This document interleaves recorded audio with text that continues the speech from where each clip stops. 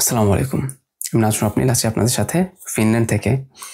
আসলে যারা 2025 সালে ফিনল্যান্ড আসার কথা ভাবছেন তাদের জন্য আজকের এই ভিডিওটা। আসলে ভিডিওতে আমি আজকে স্টেপ বাই স্টেপ আলোচনা করব যে কোন স্টেপে কত টাকা লাগবে, ফিনল্যান্ড আসার জন্য টোটাল কত টাকা খরচ হতে পারে।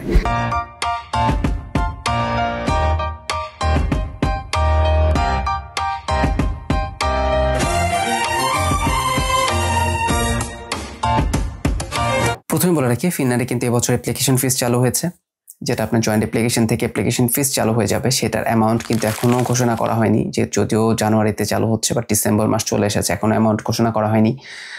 ধারণা করা হচ্ছে আপনার অ্যারাউন্ড জয়েন্ট অ্যাপ্লিকেশনের জন্য 50 থেকে 100 ইউরোর মধ্যে একটা অ্যামাউন্ট থাকবে, 70 or 80 এর মতো। আর সেপারেট অ্যাপ্লিকেশনের জন্য হয়তো 30 ইউরো থেকে 50 ইউরোর মতো একটা অ্যামাউন্ট থাকবে। যদি সেটা অ্যামাউন্ট ধরি, আমরা জয়েন্ট অ্যাপ্লিকেশনের জন্য যদি 100 ইউরো ধরি, যেটা আপনার ফিনল্যান্ড আসার জন্য প্রথম খরচ, আপনার অ্যাপ্লিকেশন ফিস, এবং তার আগেই আপনার কিছু খরচ রয়েছে, যেটা হচ্ছে আইএলটিএস। যদি আপনি আইএলটিএস করেন সেটার জন্য একটা খরচ রয়েছে, বাট আবার অনেকে কিন্তু জব এক্সপিরিয়েন্স অ্যাপ্লাই করতে পারবেন, তাদের জন্য এই খরচটা থাকবে না। তো এই জন্য এই খরচটা আমি আসলে প্রসেসিংয়ের বাইরে বলছি যে আইএলটিএস এর খরচের জন্য আপনি 30,000 বিডিটি ধরতে পারেন। বাট অ্যাপ্লিকেশনে যদি আপনি ধরেন, সেক্ষেত্রে আমি পুরো হিসাবটা আসলে ইউরোতে দেখাবো। যেহেতু আপনি ইউরোপে আসবেন, ইউরোতেই কাউন্টগুলো হবে, ব্যাঙ্ক স্টেটমেন্ট ইউরোতেই হবে।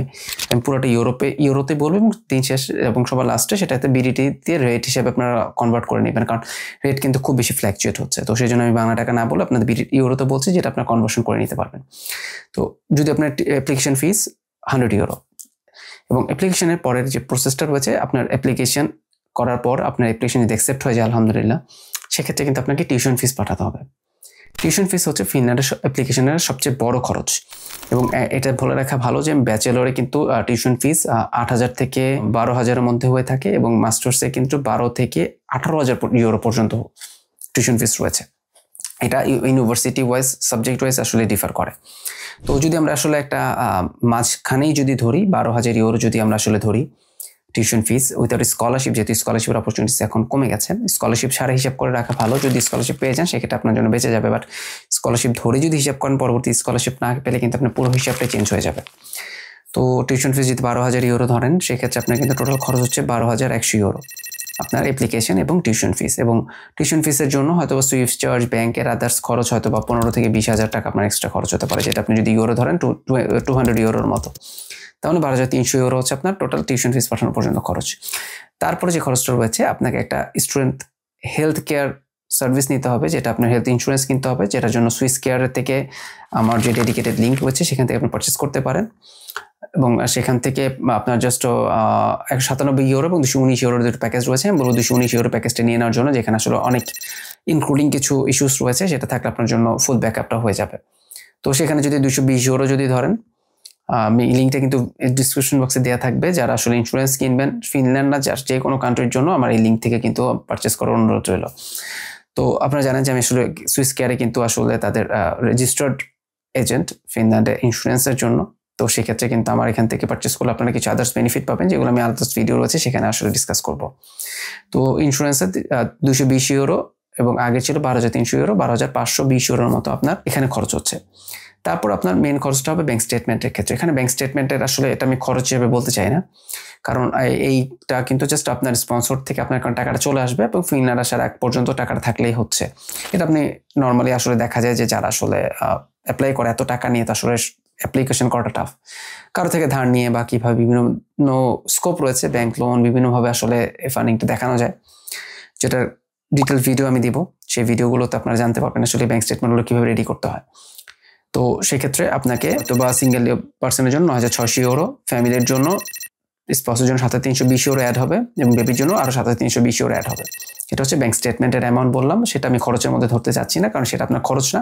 এটা আপনার তো কারো থেকে ধার নিয়ে দেখাতে হচ্ছে, পরবর্তীতে আপনার তো ফেরত দিয়ে দিচ্ছেন আসার পর। তো হেলথ ইন্স্যুরেন্স পারচেস করলেন। তারপর যে আপনার ইস্যুটা রয়েছে এখানে, এখন যে কনফিউশন রয়েছে ইন্ডিয়াতে যাওয়া আসা বা ইন্ডিয়ার বিএফএস এর সেটা আসলে এখন আনসার্টেন। যদি ইন্ডিয়াতে হয়ে থাকে সেক্ষেত্রে আপনি ইন্ডিয়াতে ভিএফএস খরচ হচ্ছে পার পার্সন 10,000 বাংলা টাকা। যদি একজন হয় সেক্ষেত্রে 10,000, দুইজন হলে 20,000, তিনজন হলে 30,000, এরকম একটা খরচ রয়েছে। এবং ইন্ডিয়াতে যাওয়া আসা বাবদ হয়তো 1 থেকে 1.5 লাখ টাকা খরচ হতে পারে, যেটা যদি ইন্ডিয়াতে থাকে। বাট বাংলাদেশে থাকলে সেই খরচটা কিন্তু আপনার পুরোটাই বেঁচে যাবে, হয়তো ভিএফএস এর ফি হয়তো অল্প কিছু পরিমাণ দেখাতে হচ্ছে। তো অ্যাডিশনালি আমরা হয়তো ভিএফএস এর ফির জন্য আমরা আরো হয়তো বা 300 ইউরো ধরে নিলাম, আমরা 30,000 ইউরো ধরে নিচ্ছি, তো তার 12,620 ইউরো হচ্ছে এখন পর্যন্ত খরচ।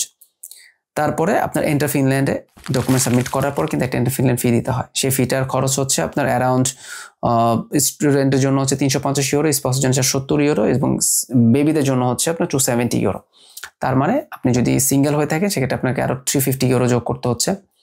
তাহলে আপনার অ্যারাউন্ড কিন্তু 13,000 ইউরো কিন্তু আপনার সিঙ্গেলদের জন্য খরচ হয়ে যাচ্ছে মোটামুটি ফিনল্যান্ডের ভিসা পাওয়া পর্যন্ত। তো ভিসা যদি হয়ে যায় আলহামদুলিল্লাহ, তারপর আপনার টিকিট খরচ বা আদার্স খরচ সেটা আপনার পার্সোনাল কতটুকু আপনি কীভাবে খরচ করেন সেটার জন্য আনুমানিক 2 লাখ, যদি আপনি 2,000 ইউরো কিন্তু আপনার মোর দেন ইনাফ, ব্যাকআপ 1,000 সহ 3,000, তারপর আপনার 15-16,000 ইউরো যদি থাকে আপনি কিন্তু সিঙ্গেল হিসেবে ফিনল্যান্ডে অ্যাপ্লিকেশন করার জন্য ক্যাপাবল। এবং আপনি যদি ফ্যামিলি ধরেন সেক্ষেত্রে আমি আদার্স আর 4,000 বলবো ম্যাক্সিমাম, 20,000 ইউরো, বেবির জন্য আর 4-5,000 ইউরো, মানে আপনার টোটাল 20 থেকে 25,000 ইউরো যদি আপনার কাছে বাংলা টাকার কনভার্সন করে যদি আপনার কাছে থাকে, আপনার কিন্তু ফিনল্যান্ডের জন্য অ্যাপ্লিকেশন করার জন্য এলিজিবল। এবং এখানে বলে রাখা ভালো, আসলে ফিনল্যান্ডের এই বাজেটটা কিন্তু আসলে খুবই কংক্রিট, খুবই ছোট, লিমিটেড, কারণ এখানে আসলে স্পেসিফিক কিছু জায়গা ছাড়া এই খরচ খুবই কম। তারপরও দেখা যায় যে আসলে আমাদের আদার্স কিছু খরচ থেকে যে শপিং বলেন, টিকিট খরচ বলেন, ইন্ডিয়া যাওয়া আসা, এইগুলো বড় কিন্তু কিছু খরচ হয়ে থাকে, এন্টার ফিনল্যান্ডে কিছু খরচ থাকে। বাট এরপরও টিউশন ফিস যদি আপনি স্কলারশিপ পেয়ে যান, আপনি দেখবেন ফিনল্যান্ডের খরচ কিন্তু অনেক কমে গেছে।